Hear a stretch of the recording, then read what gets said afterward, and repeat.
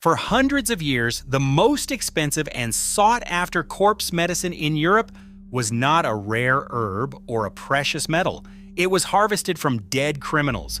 The same men who chopped off heads for a living were secretly running a massive illegal black market, rendering down human fat and selling it as a miracle cure for everything from arthritis to gout. And the craziest part? Kings and queens were their best customers.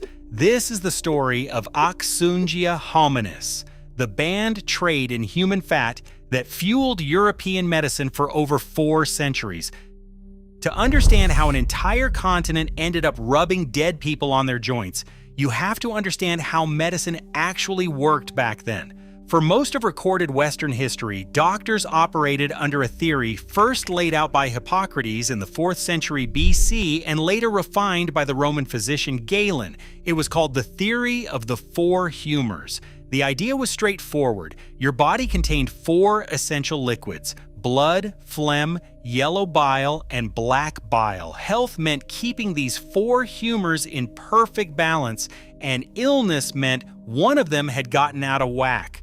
Blood was tied to air and made you lively. Phlegm was tied to water and made you calm but withdrawn. Yellow bile was fire, stoking energy and anger. Black bile was earth, bringing sadness and melancholy. Too much blood and a doctor would bleed you. Too much bile and you'd take a purgative. This framework dominated medieval medicine and surgery for well over 1,000 years. And it came with a corollary principle that shaped everything. Like cures, like skulls and brains were prescribed for headaches, blood was prescribed for diseases of the blood. This doctrine was later championed by the Swiss physician Paracelsus, who argued in the 16th century that the body's vital force, what he called the archeus, could be transferred through bodily substances. Human fat, on the other hand, was soft, warm, and vital. Doctors believed it carried a person's life force, and if that person died violently at the peak of health, that life force was thought to be even more concentrated, more potent, more valuable. Which brings us to the executioner. Picture a man named Franz Schmidt. Born in 1555, Schmidt served as the official executioner of Nuremberg for nearly 40 years, personally carrying out over 350 executions, hangings, beheadings, burnings. He kept a meticulous diary cataloging every single one. But Franz Schmidt had a second job, one that in some ways defined his life even more than the killing. He was a healer. Over the course of his career, Schmidt estimated he conducted roughly 15,000 medical consultations. People came to him for remedies, salves, and treatments, and the key ingredient in many of those remedies was the fat harvested from the very people he had just put to death. It was called Armsünder Fett, in German, poor sinner's fat, and it was worth a fortune. Here's how the trade worked. After an execution, the executioner would carefully harvest adipose tissue from the body. That fat was then rendered, sometimes blended with herbs or other compounds, and sold by the pound to physicians, apothecaries, and anyone else willing to pay. Rubbed onto the skin as a balm, it was said to ease gout and arthritis. Blended into ointments, it was slathered on bandages and pressed against open wounds. It was even used for toothaches, which means people were voluntarily putting human fat in their mouths. And this wasn't some fringe practice confined to back-alley quacks. Oxungia hominis appeared in official European pharmacopoeias starting in the 16th century. The English College of Physicians listed mummy, ground-up Egyptian mummies imported through North African trade routes, specifically as medicine, a sibling trade to human fat that was, if anything, even more widespread in its official pharmacopoeia from 1618 all the way to 1747. Pierre Pomé, the chief druggist to King Louis XIV of France, the Sun King himself, praised what he called man's grease as excellent for treating gout and nerve conditions. King Francis I of France traveled with a personal supply of powdered mummy mixed with rhubarb. And King Charles II of England paid £6,000 for a recipe called the King's Drops, a tincture of powdered human skull dissolved in alcohol invented by Jonathan Goddard, physician to Oliver Cromwell. That's roughly equivalent to over $1 million today. Here's where the story gets truly strange. The executioners who supplied this trade were among the most despised people in European society. In Germany, their houses were painted yellow so nobody would accidentally knock on the door. Most churches wouldn't let them worship with the congregation. Pubs willing to serve an executioner had a special glass chained to the table so no one else would accidentally drink from it. They were classified among the dishonorable trades, alongside slaughterhouse workers and gravediggers.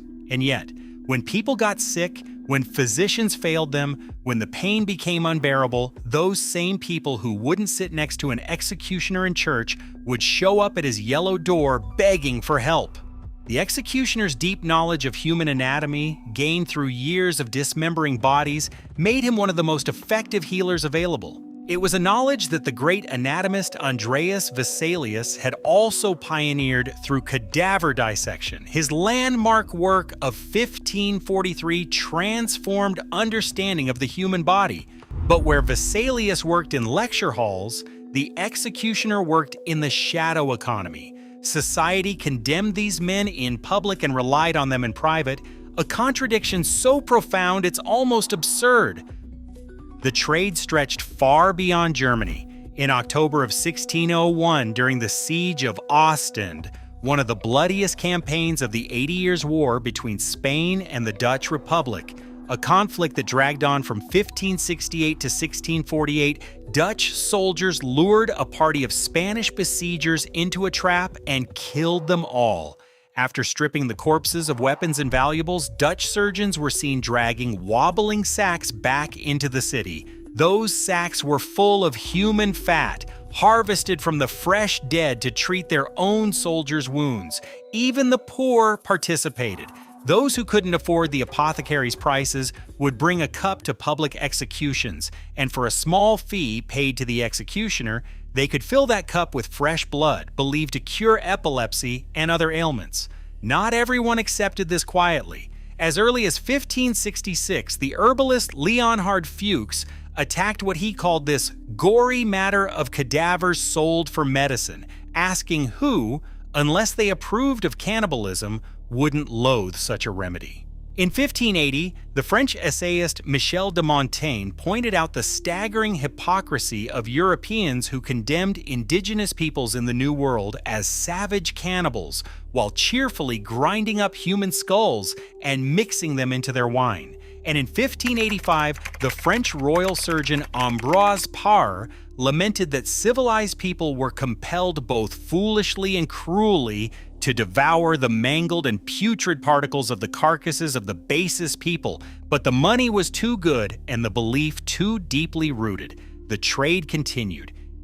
It finally began to fade in the mid-18th century. In 1742, the Augsburg executioner Johann Georg Tränkler was ordered to hand over all criminal cadavers to the local hospital for medical students to dissect. He petitioned to keep his rights, arguing that the whole town knows that by mixing a salve with human fat, I have cured several patients of their nerve gout. He was denied. The practice didn't vanish overnight, though. In 1922, an article in the American Journal of Pharmacy reported that hangman's salve was still in use among the Dutch for treating dislocations.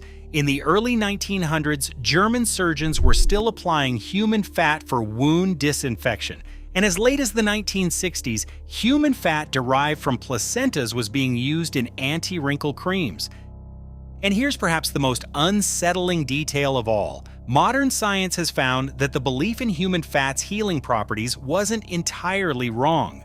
We now know that adipose tissue can promote the growth of new blood vessels, a process critical to wound healing. For over 400 years, Europe ran on corpse medicine. Kings drank it, surgeons prescribed it, executioners grew wealthy selling it, and the whole system rested on a simple, uncomfortable truth. When people are desperate enough, when they're in enough pain, the line between medicine and something far darker becomes very, very thin.